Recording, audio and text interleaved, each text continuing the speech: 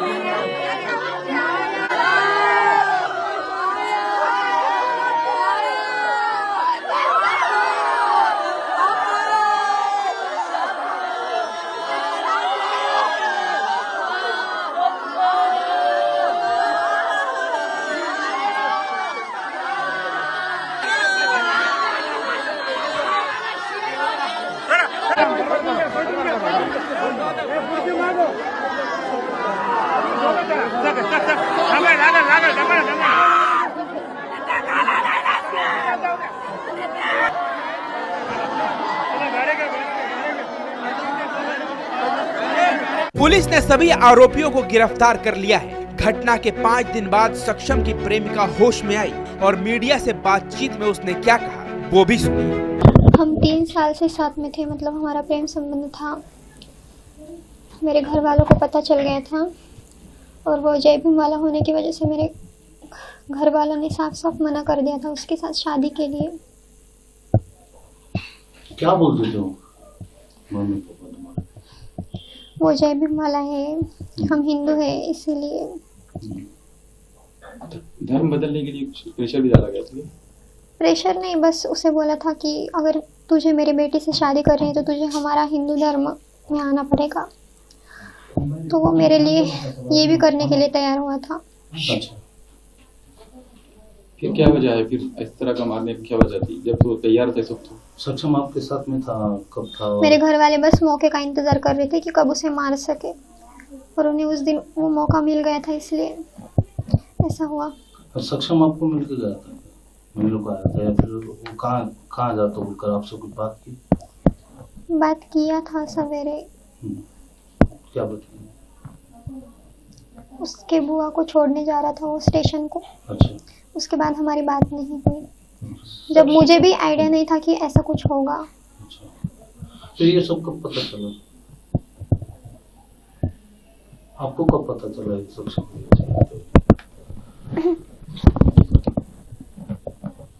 दूसरे दिन सवेरे पेपर में देख के पता चला, मुझे किसी ने नहीं बताया था।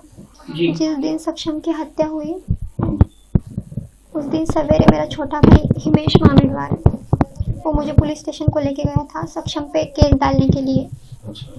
मतलब ऐसा कुछ रीज़न नहीं था उसका, लेकिन ज़बरदस्ती से केस डालने के लिए लेकर गया था।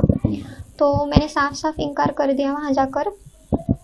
तो जो 3-4 जो पुलिस वाले हैं वो मेरे भाई को बोल रहे थे कि तू इसको उसको मार के यहाँ पर आता है, जिसका मैटर है उसको मारना, फिर उसको मार के हमारी तरफ आ।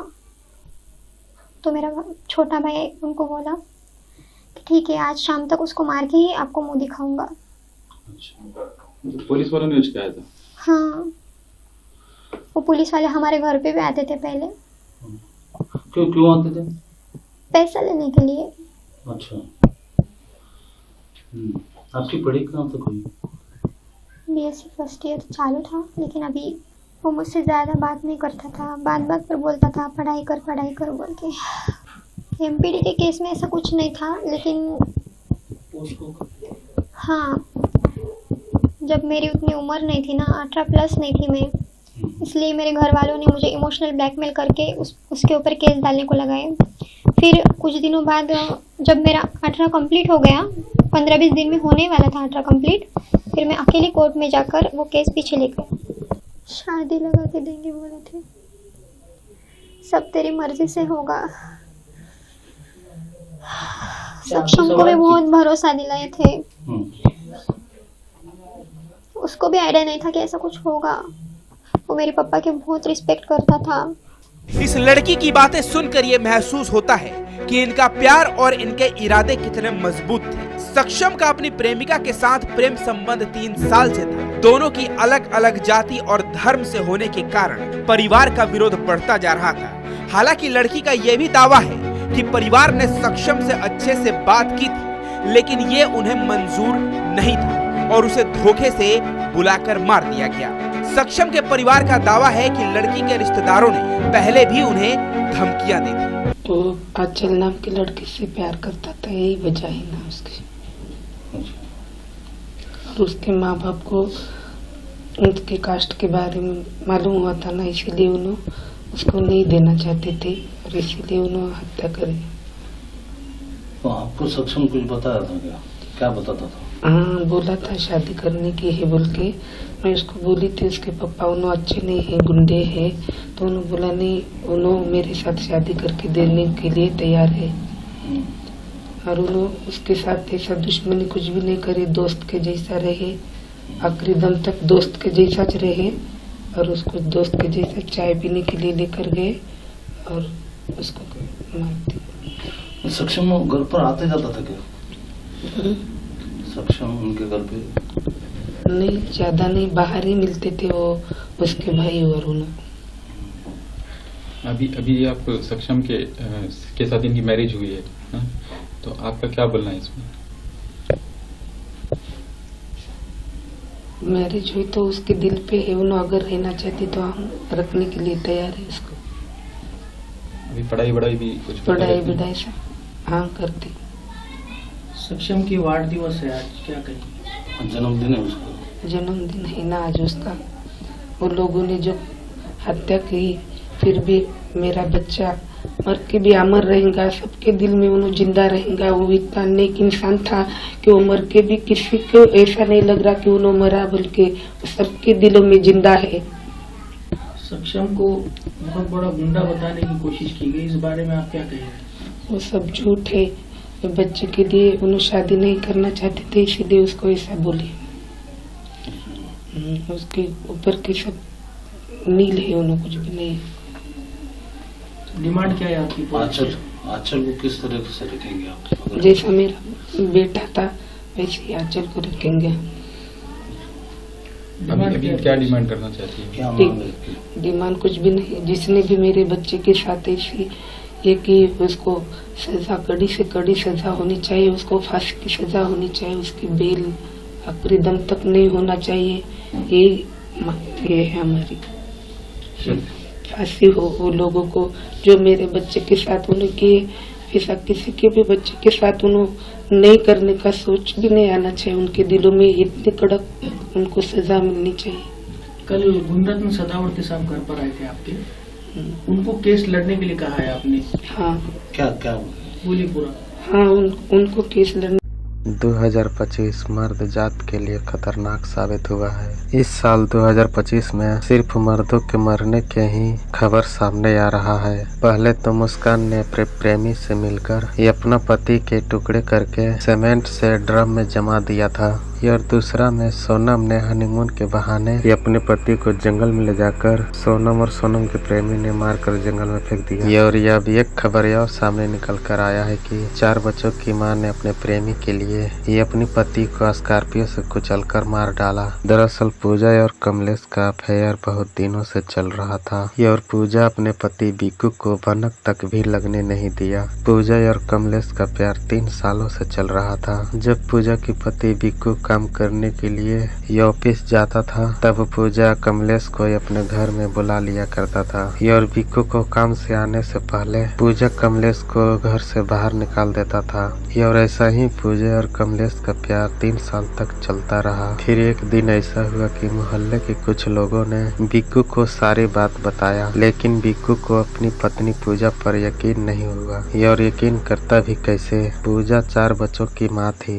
बिक्कू का यकीन करना कठिन हो गया। बिक्कू सपने में भी नहीं सोच सकता था कि उसकी पत्नी ऐसा काम करेगी। फिर एक दिन बिक्कू को अपनी पत्नी पर डाउट हुआ। वह काम करने के बहाने घर से निकला तो था, लेकिन बिक्कू अपनी ऑफिस नहीं गया। वह आधे रास्ते में ही 3 घंटा गुजार दिया। और बिक्कू वहीं से घूमकर अपने घर चला गया। और बिक्कू चुपके से खिड़की से देखा ये अपनी बीवी का करतूत। पूजा कमलेश के साथ एक ही बिस्तर पर सोया हुआ था। तभी पूजा के पति बिक्कू ने अपनी पत्नी पूजा को आवाज दी। अपने पति का आवाज सुनते पूजा ने अपने प्रेमी कमलेश को पलंग के नीचे छुपा दिया और दरवाजा खोला। बिक्कू अंदर गया और चुपचाप जाकर पलंग पर लेट गया। बिक्कू की पत्नी पूजा ने पूछा कि आज इतनी जल्दी कैसे आ गए हैं। तभी बिक्कू ने बोला कि आज मेरा तबीयत खराब है, इसलिए आज मैं ऑफिस से छुट्टी ले लिया। और बिक्कू वहीं पलंग पर सोने का नाटक करने लगा। और कुछ देर बाद पूजा को लगा कि बिक्कू सो गया है और तभी कमलेश को वहां से भगा दिया। जब पूजा कमलेश को भगा रहा था तब बिक्कू सारा कुछ देख रहा था, लेकिन बिक्कू वहां अपनी पत्नी पूजा को कुछ नहीं बोला। जिसके बाद पूजा को शक हुआ कि उसका पति देख लिया है और सोने का नाटक कर रहा है। और यही बिक्कू का चालाकी पूजा पकड़ लिया। पूजा की पति बिक्कू को मालूम हो ही गया था कि पूजा और कमलेश का अफेयर चल रहा है। और बिक्कू अपने घर से ऑफिस काम करने के लिए चला गया। तभी पूजा कमलेश को बुलाकर सारी बात बताया और यहीं पे इन दोनों का प्लानिंग शुरू हुआ। और फिर एक दिन पूजा ने अपनी तबीयत खराब होने के बहाने बिक्कू को अपने साथ स्कॉर्पियो में हॉस्पिटल ले गया, जहां पर कमलेश पहले ही पहुंचा हुआ था। फिर इन तीनों हॉस्पिटल में कुछ बातें की और पूजा का ट्रीटमेंट हुआ। और इन तीनों ने वहां से स्कॉर्पियो में बैठकर आने लगे। कुछ दूरी आने के बाद स्कॉर्पियो एक पत्थर से टकराया, जिसके बाद पूजा ने अपने पति बिक्कू को कहा कि वह पत्थर टायर पर से हटा दो। जैसे ही बिक्कू टायर पर से पत्थर हटाने के लिए झुका, तभी उसकी पत्नी पूजा ने बिक्कू को कुचल दिया। और जब तक बिक्कू मर नहीं गया तब तक स्कॉर्पियो को आगे पीछे करके कुचलता रहा। और फिर बॉडी को पूजा और कमलेश ने जेकटिया गांव के नहर के पास फेंक दिया। और पुलिस में जाकर एफआईआर दर्ज करवा दिया कि उसके पति बिक्कू कई दिनों से गुम है। पुलिस को छानबीन करने से नहर में एक बॉडी मिला। मृतक बॉडी को पहचानने के लिए पूजा को वहाँ बुलाया गया। और पूजा ने अपने पति का बॉडी तुरंत पहचान भी लिया। और तभी पुलिस का शक पूजा पर गया और पूजा को टॉर्चर करके पुलिस ने सारा कुछ पता कर लिया। पूजा के अरेस्ट होने के बाद से कमलेश अभी फरार है। पुलिस कमलेश को बहुत ढूंढ रहा है। ये 7 दिसंबर से अगले 7 दिसंबर आने तक वो लोगों को फांसी हो जाएंगी बोल के वचन दिया हमारे को। कौन बोले? सदावर्ती सर। इसमें कुछ पुलिस वाले भी मिले वाले हैं क्या? हाँ, पुलिस वाले मिले वाले हैं। क्या क्या बोले? पुलिस वाले आंचल के पापा के दोस्त थे। उन्होंने पैसे खाकर मेरे बच्चे के ऊपर इल्जाम डालते रहे